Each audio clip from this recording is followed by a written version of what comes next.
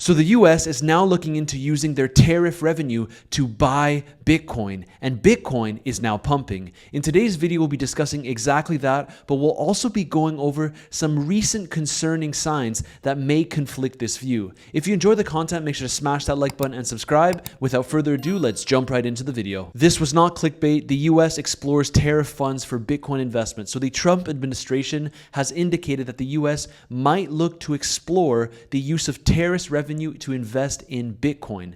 This is what they had to say. But then I've also seen Lutnick and others talk about this idea of, well, maybe there's external revenue that we can drive and be able to use that. So like, how are you guys maybe from a framework standpoint thinking about, okay, what are the ways that we could go buy more Bitcoin? Well, I think the Senator Lummis has really an interesting idea with the Bitcoin Act of 2025, which I know has taken the community by storm. But here, what you would do is you'd revalue the gold certificates that we currently have at Treasury, most of which are valued, I think, around like $43 an ounce, which is, a lot lower than what it's really worth. Correct, yeah. So now we're sitting at what, $3,100 an ounce, being the price of gold. And if you took that value, what you could do is use that extra funding in order to buy more Bitcoin that could be used for the reserve. But that's just one idea. And that's currently circulating its way through Capitol Hill, and we'll see how many co-sponsors she can get and how she can pull her colleagues on board. But we're looking at many creative ways, whether it be from tariffs, whether it be from something else. I mean, there's literally countless ways in which you can do this. And I'll defer to some of our members inside of the interagency working group to see what ideas they come up with. And this is crazy news. If they were to potentially use tariff revenue to buy Bitcoin, they would reach their 1 million Bitcoin goal very fast, in my opinion, as tariffs are expected to bring in hundreds of billions of dollars in revenue for the US per year. Of course, that's if all things go well. Now, they're also looking to revalue their gold certificates, which are at $48. And this is very important because naturally gold is much higher at this point in time. And these funds can be used to also buy Bitcoin without affecting the taxpayer. That's a key message that's been going around, that they will look to buy Bitcoin, but only if it doesn't affect the taxpayer. So this is very positive news for the medium to long term for Bitcoin. But we cannot ignore the warning signs up ahead. First of all, Warren Buffett is now sitting on enough cash to buy just under 500 companies in the S&P 500. His total cash position is now approaching $350 billion. If the most legendary investor in the world is holding a ton of cash and is not buying any assets with this cash, what do you think could be happening? I think that he's envisioning some further crash, and we should not ignore these signs. In the short term, of course, we can trade the market and make profit here and there, but if he's holding this much cash, we can probably assume that Warren Buffett is waiting for some further correction. Now, something else that we need to consider here is that Ray Dalio actually came out and said he's concerned about something even worse than a recession. You heard Jamie Dimon come out and talk about a recession. We heard a lot of analysts talk about how a recession is potentially imminent, or that we may even already be in one. But when Ray Dalio comes out and says something, you should be paying attention. Let's hear what he has to say. I think that right now we are at a decision-making point and very close to a recession.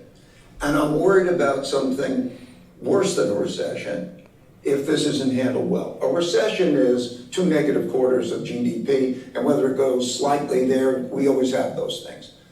We have something that's much more profound. We have a breaking down of the monetary order. We are going to change the monetary order because we cannot spend the amounts of money, so we have that problem. And when we talk about the dollar and we talk about tariffs, we have that. We are having profound changes in our domestic order, how ruling is existing, and we're having profound changes in the world order. Such times are very much like the 1930s. I've studied history, and this repeats over and over again. So if you take tariffs, if you take debt, if you take the rising power challenging existing power, if you take those factors and look at the factors, those changes in the orders, the systems, are very, very disruptive. How that's handled could produce something that is much worse than a recession. This is, of course, pretty scary to hear from Ray Dalio, but ultimately there's nothing we can really do in the short term but make sure that we have a solid cash position in case it gets even worse than a recession. Now, I know I started off this video talking about how positive it is that the US government could be using their tariff revenue to be buying Bitcoin, and ultimately in the medium to long term, it is still very positive.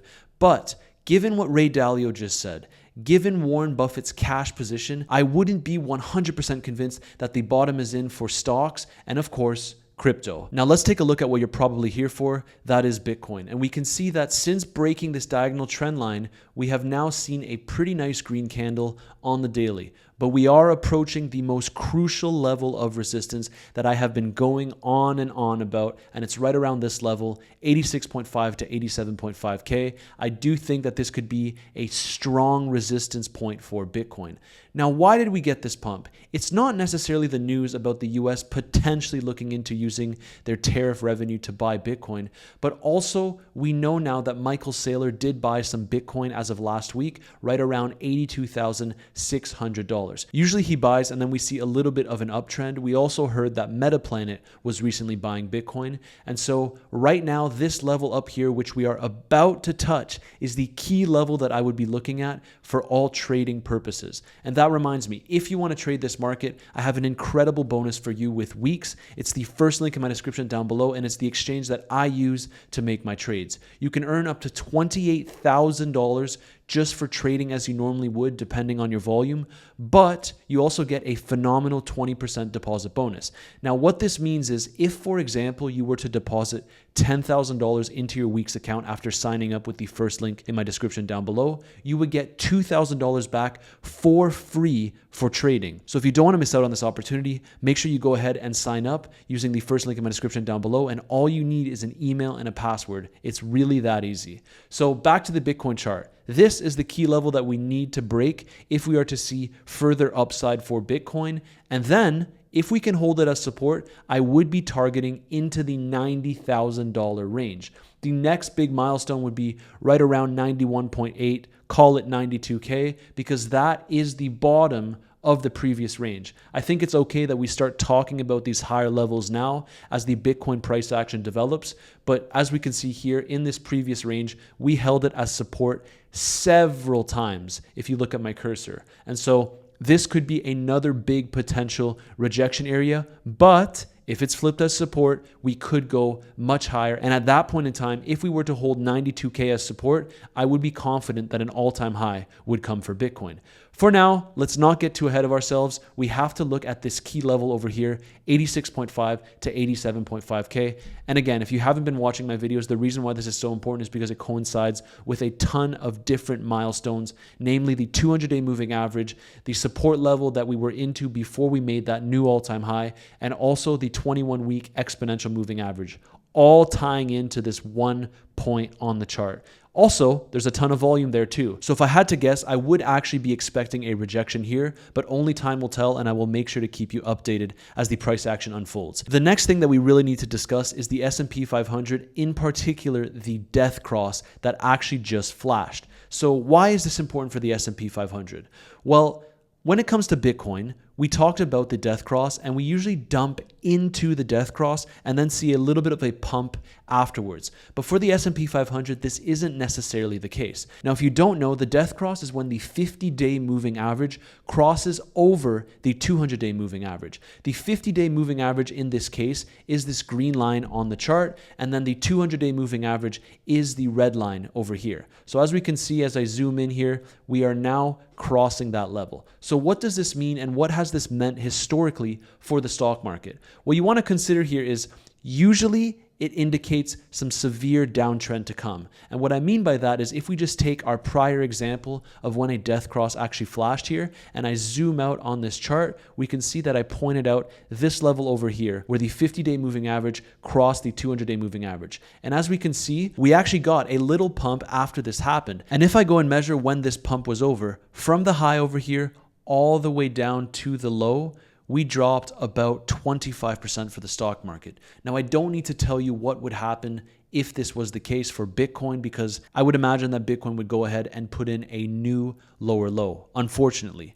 But the reason why I bring this up is because it coincides with the death cross for the stock market, and we can't ignore this fact. Now, the warning signs were there originally when the stock market was failing to hold above the 200-day moving average. We have seen historically that the stock market can go as low as the 200-day moving average before getting an aggressive bounce and then getting a multi-month uptrend. And when we go back to today's price range, we can see that we did indeed get rejected at the 200-day moving average back in early March.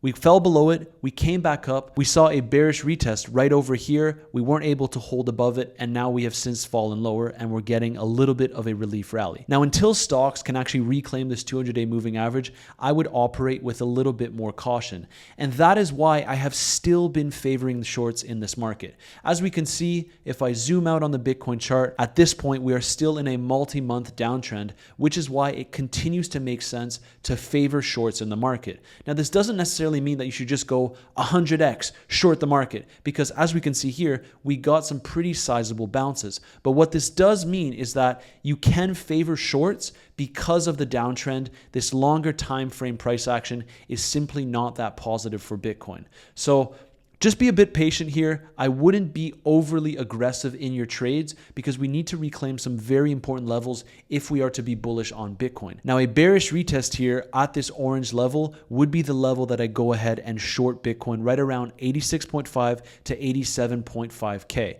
If we can hold that as support, as I mentioned earlier, that would be very positive for Bitcoin. And we can see that at the time of recording this video, this daily green candle is currently getting sold off. So we'll have to see how it develops. Me personally, I am still favoring shorts in this market. Don't get caught up because the market makers will likely try to liquidate both sides before making its next move. But ultimately, with how the stock market's looking, with what Ray Dalio said, with how Warren Buffett is in a massive cash position, I'm still favoring a move to the downside. I just have to be honest with you. And that sums up today's quick video. I hope you enjoyed the content and I hope you enjoyed the insight. If you enjoyed the content, make sure to smash that like button and subscribe, and I'll see you in tomorrow's video.